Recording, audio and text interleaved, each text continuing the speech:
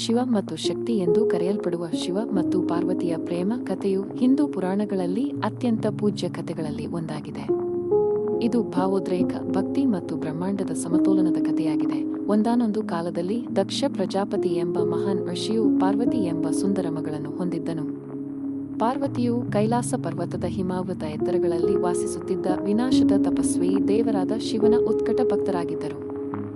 ಚಿಕ್ಕ ವಯಸ್ಸಿನಿಂದಲೇ ಪಾರ್ವತಿಯು ಶಿವನ ಅಪಾರ ಶಕ್ತಿ, ಆಳವಾದ ಧ್ಯಾನಗಳು ಮತ್ತು ಸತ್ಯ ಮತ್ತು ಸದಾಚಾರದ ಬಗೆಗಿನ ಅವನ ಅಚಲ ಭಕ್ತಿಯ ಕಥೆಗಳ ಮೂಲಕ ಅವನತ್ತ ಆಕರ್ಷಿತಳಾದಳು. ಪಾರ್ವತಿಯ ಭಕ್ತಿ ಪ್ರೀತಿಯಾಗಿ ಬೆಳೆಯಿತು ಮತ್ತು ಅವಳು ಶಿವನ ಹೃದಯವನ್ನು ಗೆಲ್ಲಲು ನಿರ್ಧರಿಸಿದಳು. ಆಕೆ ತನ್ನ ಸಮರ್ಪಣೆ ಮತ್ತು ದೃಢನಿಶ್ಚಯದಿಂದ ಶಿವನನ್ನು ಮೆಚ್ಚಿಸಲು ತೀವ್ರ ತಪಸ್ಸು ಮತ್ತು ಧ್ಯಾನವನ್ನು ಪ್ರಾರಂಭಿಸಿದಳು. ಅನೇಕ ವರ್ಷಗಳ ಕಾಲ ಅವರು ಕಾಡುಗಳಲ್ಲಿ ವಾಸಿಸುತ್ತಿದ್ದರು, ಕಠಿಣ ಪರಿಸ್ಥಿತಿಗಳನ್ನು ಸಹಿಸಿಕೊಂಡರು ಮತ್ತು ಕಠಿಣ ಆಧ್ಯಾತ್ಮಿಕ ಆಚರಣೆಗಳನ್ನು ನಡೆಸುತ್ತಿದ್ದರು. ಏತನ್ಮಧ್ಯೆ ಶಿವನು ನಿರ್ಲಿಪ್ತತೆ ಮತ್ತು ತಪಸ್ಸಿನ ಮೂರ್ತರೂಪವಾಗಿದ್ದರೂ ಪ್ರೀತಿಯ ಕರೆಯಿಂದ ಮುಕ್ತನಾಗಿರಲಿಲ್ಲ. ಅವನು ಪಾರ್ವತಿಯ ಪ್ರಾಮಾಣಿಕತೆ ಮತ್ತು ಹೃದಯದ ಶುದ್ಧತೆಯನ್ನು ಗುರುತಿಸಿದನು. ಆದಾಗ್ಯೂ ಅವರು ಪ್ರಾಪಂಚಿಕ ವ್ಯವಹಾರಗಳಿಂದ ವಿಚಲಿತರಾಗದೆ ತಮ್ಮ ಧ್ಯಾನದಲ್ಲಿ ಮುಳುಗಿದ್ದರು.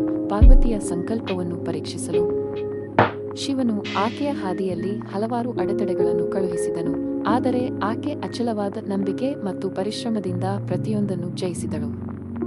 ಆಕೆಯ ಅಚಲ ಭಕ್ತಿ ಮತ್ತು ಸ್ಥಿತಿಸ್ಥಾಪಕತ್ವದಿಂದ ಪ್ರಭಾವಿತನಾದ ಶಿವನು ಅಂತಿಮವಾಗಿ ತನ್ನನ್ನು ಪಾರ್ವತಿಯ ಮುಂದೆ ಬಹಿರಂಗಪಡಿಸಿದನು.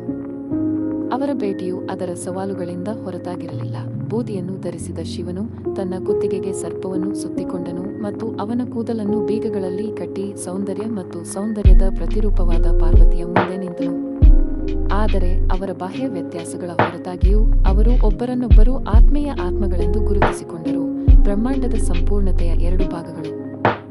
ಅವರ ಪ್ರಣಯವು ಆಕಾಶ ನೃತ್ಯಗಳು, ದೈವಿಕ ಸಂಗೀತ ಮತ್ತು ಆಳವಾದ ಸಂಭಾಷಣೆಗಳಿಂದ ಗುರುತಿಸಲ್ಪಟ್ಟಿತ್ತು. ಒಟ್ಟಾಗಿ ಅವರು ಸೃಷ್ಟಿ ಮತ್ತು ವಿನಾಶದ ಪೂರಕ ಶಕ್ತಿಗಳನ್ನು ಸಾಕಾರಗೊಳಿಸಿದರು.